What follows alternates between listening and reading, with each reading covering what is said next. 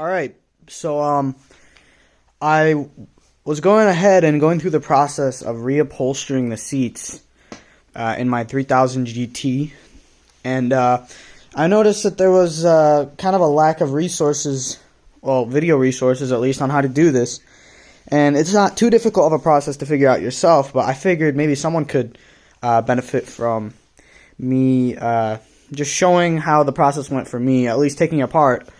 And yeah, just a little quick guide on how to do this. So there's a lot of videos on how to take the seat out of the car, which is really easy. There's 14 millimeters right there on each corner of the seat, and you just slide it forward or slide it back all the way, and that lets you take the seat out as one big unit. And after that, you want to disattach this bottom seat assembly right here. So this comes off, and you see I already took all the fabric off of it, and this comes off as one unit, and then it'll be wrapped in fabric.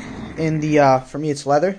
In your case it may be leather fabric, which that's what this is for, is to reupholster it. But anyway, so there's gonna be some plastic little things that are stapled to the sewed to the fabric, sorry, and that helps keep the fabric tight against the see these little guys right here, and they're sewed to the fabric. They're plastic, and you just pull them off.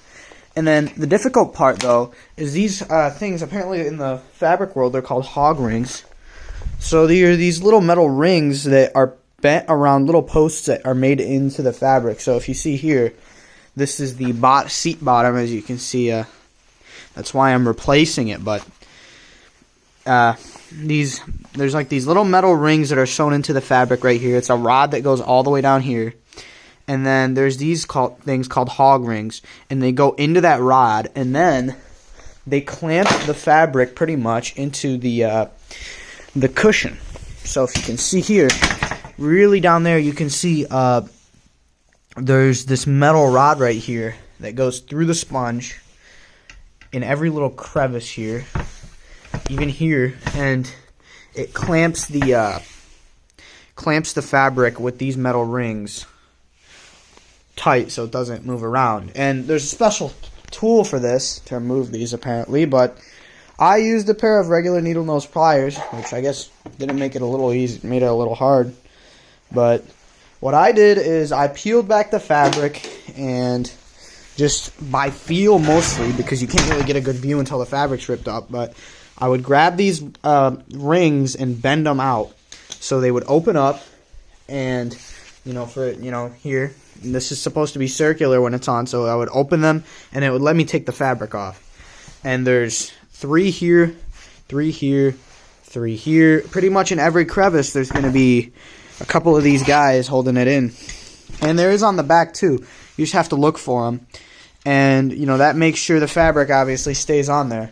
And for the back, it's really the same process, but it's a little more difficult because it's just super hard to get into these little crevices.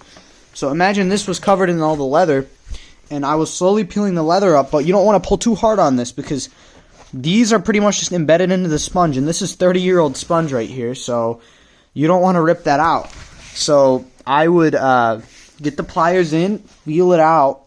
I would just feel it out with the pliers and bend it by feel. I wouldn't even look at it because I couldn't even get a good view on it. So I would, I would be peeling the fabric up and having these in here, and I would just twist it like that to bend the ring up, and then it would come out. So I did that for the front and for the back, or the seat bottom and back. And then for the top part of the fabric, it's held in by multiple things. It's held in by these little guys for the headrest, and it's also held in by the little seatbelt guide, which right there, you see that little seat? I'm sorry, it's a mess, but the little seatbelt guide, this holds it in. So pretty much, there's this little compartment here that peels up in the back, right? And the little headrest things, you'd see them mounting right here, and you would just squeeze them together and pull them out. And for the headrest, what I did is it's this hole, and I believe it's just friction fit in there. So I stuck a screwdriver in there and just hammered it out pretty much until it came out.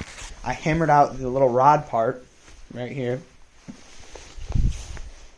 And yeah, I hammered it out, and it just friction fit, I guess. So Now what I'm doing is I think people, they sell seat covers that you would, if you would have bought them, the process would now just be to put it back on. But I'm making them myself because $400 a seat just doesn't sound quite right to me. So I'm pretty much buying some new replacement leather, or I guess faux leather, and I'm taking apart every single stitch that comprises the seat. So this is the bottom. I'm already starting to take it apart.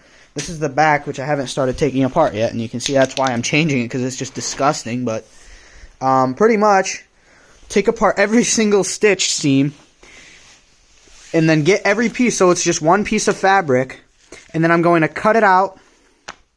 I'm going to cut it out identically to these pieces, and then sew them all back together as a brand new, seat cover. And then reattach it to the seat. A lot easier said than done, but I didn't see too many documentations on how to do this, so I thought I would just record some videos to document it for some other people that may be doing this. And yeah, if you have any questions, just shoot them out to me, and I'll try my best to help them answer.